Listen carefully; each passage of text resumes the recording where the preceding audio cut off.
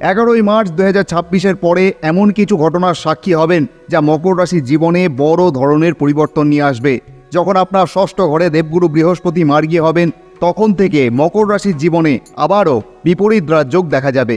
বিপরীত রাজযোগ মকর রাশির জীবনে এসেছিল যখন বৃহস্পতি কর্কট রাশিতে উচ্চস্থ হয়েছিলেন, কিন্তু সেই সুফল পেতে না পেতেই বৃহস্পতি হয়ে গেলেন বক্রী। তারপরে তার অবস্থান আবার মিথুন রাশির ঘরেই হয়ে গেল। তার ফলে সেই রাজযোগের প্রভাব কমে গেল। ঠিক গত বছর 18ই অক্টোবর 2025-এ দেবগুরু বৃহস্পতি কর্কট রাশিতে এসে উচ্চস্থ হয়েছিলেন, কিন্তু আবারও 2025 সালের 11ই নভেম্বর তিনি হয়ে গেলেন বক্রী। আর এই বক্রী গতির ফলে ধীরে ধীরে 2025 সালের 5ই ডিসেম্বর তিনি আবারও মিথুন রাশিতে প্রবেশ করলেন। তারপর থেকে বৃহস্পতি মিথুন রাশিতেই গোচর করছিলেন। কিন্তু সময় তো কারোর জন্য দাঁড়িয়ে থাকে না। ঘড়ির কাঁটা যেমন ধীরে ধীরে চলে, ঠিক সেই রকম বক্রী বৃহস্পতিও ধীরে ধীরে আবারও এগিয়ে যাচ্ছিলেন। এগিয়ে যেতে যেতে আবারও সেই সময় এসে গেল যখন বৃহস্পতি 11ই মার্চ 2026-এ মার্গী হয়ে যাবেন। তবে ধীরগতির গোচরের গ্রহ বৃহস্পতি আবার কর্কট রাশিতে যেতে সময় লাগবে প্রায় 112 দিন। আর এই 112 দিন হবে মকর রাশি শুভ সময়ের প্রথম ধাপ। আবার এই সময় মকর রাশির দ্বিতীয় ঘরে রাহুর অবস্থান এবং তার নক্ষত্র পদ পরিবর্তন মকর রাশির জীবনে একটা অনন্য সময় আনতে চলেছে। অনেক সময় পর পর এই ধরনের সংযোগগুলি আসে, আর যখন এই সংযোগ হয় তখন জাতক জাতিকারা নিজের থেকেই তার শুভত্ব অনুভব করতে পারেন।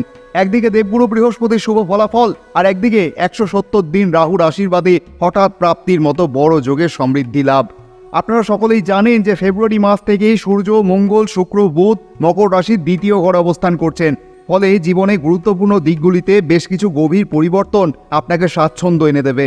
দ্বিতীয় ঘরে এতগুলি গ্রহের অবস্থান আপনার জীবন পাল্টে দেবে। মকর রাশির জাতক জাতিকারা তাদের পড়াশোনা, বাড়ি বা যে কোনো কিছু নিয়ে যদি ঋণ নিতে যাচ্ছিলেন কিন্তু বিভিন্ন বাধা এসে দাঁড়াচ্ছিল, যেমন ঋণ পাওয়া যাচ্ছিল না, তাহলে এবারে সেই বিষয়ে একটা বড় উন্নতি দেখা যাবে।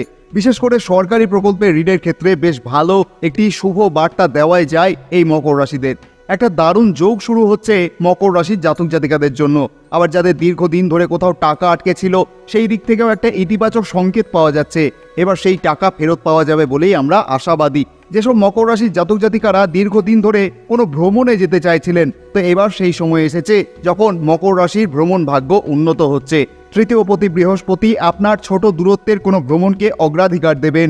এই ভ্রমণ বিভিন্ন ক্ষেত্রে হতে পারে, যেমন সদ্য বিবাহিত কাপলদের জন্য, বা যে কোনো দাম্পত্য ভ্রমণ, ব্যবসায়িক ভ্রমণ ইত্যাদি। কারণ বৃহস্পতি ছোট ভ্রমণের কারক হয়ে সপ্তম ঘরের দিকে অগ্রসর হচ্ছেন। তবে তা বলে এমন নয় যে যারা একা আছেন তাদের জন্য কিছুই নেই। এই সময়টা সোলো ট্রাভেলের জন্য ভালো হতে পারে। যে কোনো ট্যুরের ক্ষেত্রে এমন কিছু ডিসকাউন্ট পেতে পারেন যার ফলে স্বপ্ন পূরণ হবে, আবার খরচও কম হবে। যখন দেবগুরু বৃহস্পতি চন্দ্রের সাথে অবস্থান করবেন, তখন মকর রাশির জন্য গজকেশরী যোগ তৈরি হবে। আর এই যোগ যখন ভালোভাবে তৈরি হয়, তখন সেই যোগ হাতি এবং সিংহের মতো শক্তিশালী হয়। তাই ছোট্ট করে একে গজকেশরী বলা হয়। গজ মানে হাতি আর কেশরী মানে সিংহ। শাস্ত্রে চন্দ্র এবং বৃহস্পতিকে বন্ধু বলা হয়েছে। সপ্তম ঘরে বৃহস্পতির আগমন আপনার বৈবাহিক সম্পর্কেও ভালো প্রভাব ফেলবে। আবার যে সকল মকর রাশির জাতক জাতিকারা অনেকদিন ধরেই বিবাহ নিয়ে চিন্তায় ছিলেন বা সম্পর্ক খুঁজছিলেন, কিন্তু অনেক বাধা আসছিল, বারবার বিয়ে ভেঙে যাচ্ছিল, তাহলে স্পষ্টতই দেখা যাচ্ছে এই বছরেই বিয়ে হবে। নভেম্বর 2026-এর আগে, বিশেষ করে জুন মাস থেকে আপনার কোনো সম্পর্ক গড়ে উঠতে পারে। রং জল, পাকা দেখা, পাকা কথা, এই বিষয়গুলি হয়ে যাবে। শুধু নিজের পক্ষ থেকে চেষ্টা করতে হবে। কিছু মানুষ বলে মকর রাশি খারাপ কারণ মকর রাশির অধিপতি শনি, কিন্তু এটা ভুল ধারণা। কারণ কর্মফলদাতার কর্মের বিভাগ আলাদা, আবার গ্রহ শনির বিভাগ আলাদা। তাই একসাথে সবকিছু মিশিয়ে নেওয়া ঠিক হবে না। গ্রহ শনি ধৈর্যের গ্রহ, রাহু সত্যের মুখোমুখি করায় আপনাকে, সূর্য চিন্তা ভাবনার মধ্যে স্পষ্টতা দেয়, আর দেবগুরু বৃহস্পতি আপনাকে সঠিক পথ দেখায়। তো এত চিন্তা করার প্রয়োজন নেই। নিজের কর্ম সঠিকভাবে করে গেলে কারোর ক্ষমতা নেই সেই ফলাফল থেকে আপনাকে আটকায়। তো তৃতীয় ঘরের সংযোগ সরাসরি দ্বাদশ ঘরের সঙ্গে হচ্ছে, যা খুবই ভালো কথা। কিন্তু এর কিছু সাইড ইফেক্টও আছে। যতক্ষণ দেবগুরু বৃহস্পতি আপনার ষষ্ঠ ঘরে থাকবেন, জুন মাসের আগে পর্যন্ত বিশেষ করে ওজন বেড়ে যেতে পারে এবং তার সাথেই দেখা দিতে পারে হজমের সমস্যা। এগুলি খেয়াল রাখবেন। তবে বেশিরভাগটাই ভালো প্রভাব লক্ষ্য করা যাবে। যেমন বিবাহিত জীবন ভালো কাটবে, দৈনিক উপার্জন কিছু অন্তত বৃদ্ধি পাবে। যারা বিশেষ করে দৈনিক ইনকাম সম্পর্কিত কাজ করেন, আমরা এখানে সকল প্রফেশনের কথা বলছি, দিন আনা দিন খাওয়া ব্যক্তি যারা আছেন তাদের ক্ষেত্রে এক বিশেষ উন্নতি লক্ষ্য করবেন।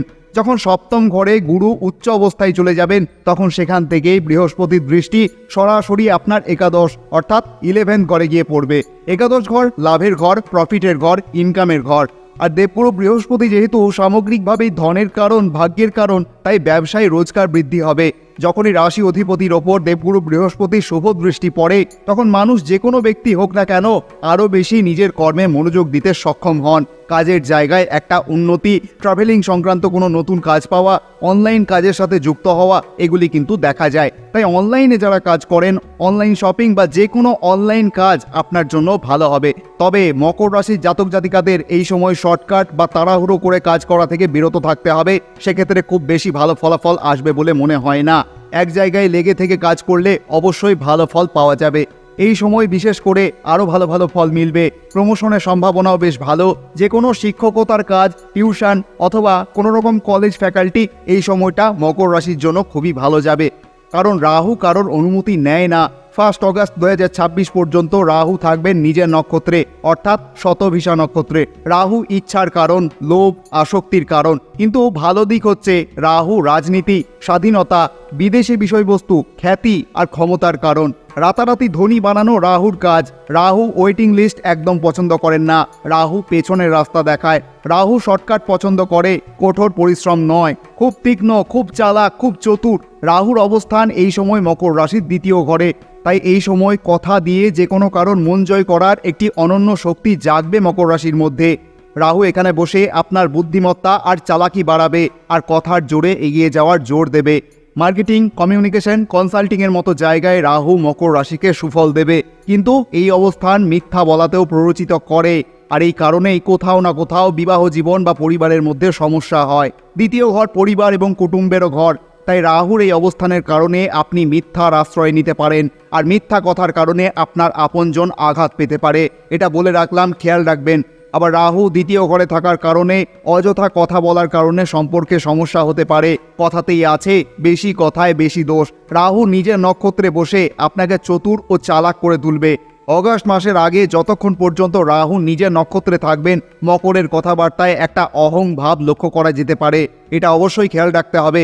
আগের থেকে সাবধানে থাকা ভালো। তবে এই সময় কিছু পরিবর্তন আপনি করতে পারেন। চাকরি পরিবর্তন, ট্রান্সফার, জন্মস্থান থেকে দূরে কোথাও কাজ, যে কোনো উপায়ে কোনো চালাকি করে বা কোনো কৌশলে কোনো কাজের মাধ্যমেই হোক স্মার্ট ওয়ার্ক করে এগিয়ে যাওয়ার একটা নির্দিষ্ট সময়সীমা খুলে যাচ্ছে মকর রাশির জন্য। এই সময়টা মকর রাশির জন্য একটু স্পেশাল। নেতিবাচকতা থেকে সব কিছু দূরে রাখবেন। রাহু এখন খুব সক্রিয়। মানুষের খারাপ ভাবনাটি আগে আসে।